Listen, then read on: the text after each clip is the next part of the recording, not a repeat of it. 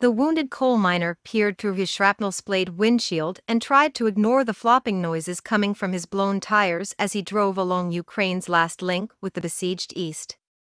The cars around him had just screeched to a halt because of a sudden burst of fire from somewhere in the overhanging forest.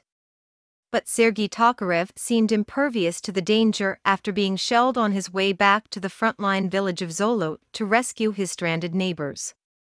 The 60-year-old ended up turning his van around and spending the night on an open road that has turned into the latest target of Russian forces advancing from the east.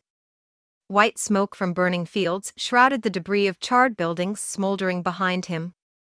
Tokarev glanced out his window and grumbled about the headache he will have finding new tires nearly 3 months into Russia's invasion of its pro-Western neighbor. "There are grandmothers and grandfathers stranded back there," he said, edging his van down the road at a crawl. His dented and screeching wheel rims looked long past the point at which they should have fallen off. His right thigh was bandaged after being grazed by shrapnel that came flying at him on the outskirts of his hometown.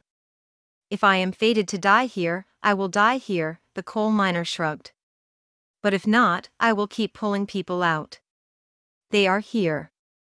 A bumpy road running through fields filled with sunflowers and hamlets has turned into one of the most important fronts of the entire war. Ukraine's outgunned forces have been trying to keep the Russians from encircling the once bustling cities of Lysychansk and Severodonetsk at the road's northeastern end. The two ruined coal and chemical manufacturing centers form the last pocket of Ukrainian resistance in the smaller of the two regions comprising the Donbass war zone. The road slowly pursued by Tokarev in his battered van has become the last means for Ukraine to send in reinforcements and for rescuers to pull stranded civilians out. Russia is now trying and cut it off about 50 kilometers, 30 miles, southwest of Lysychansk by first pounding it with artillery and then moving in with force.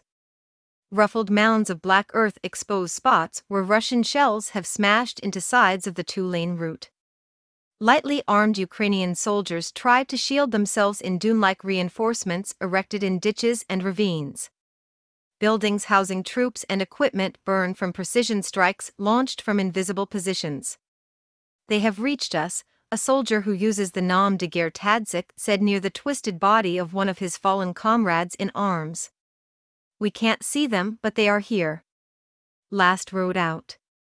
The road's importance could not be greater for construction worker Dmytro Moser.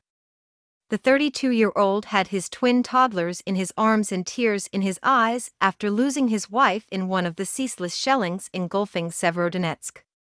He now stood on an exposed square in Lysychansk waiting to learn if rumors that rescuers could take him and his daughters out to safer ground were true. "I thought something like this might happen," Moser said of the day his wife died after briefly leaving her bunker to cook a meal over an open flame in the yard. "Neither city has gas or power, and up to 20,000 of each one's original 100,000 residents spend most of their time hiding underground. Those who step outside in Severodonetsk to tend to wood-fired stoves brave artillery battles raging across northern and eastern stretches of the ghost city. We discussed leaving earlier, but I was unable to convince her. We even got into a fight over it," the father said. "As soon as this tragedy struck, I immediately decided to get out. I had no more doubts. Staying behind." Natalia Ryazantseva also has no doubts.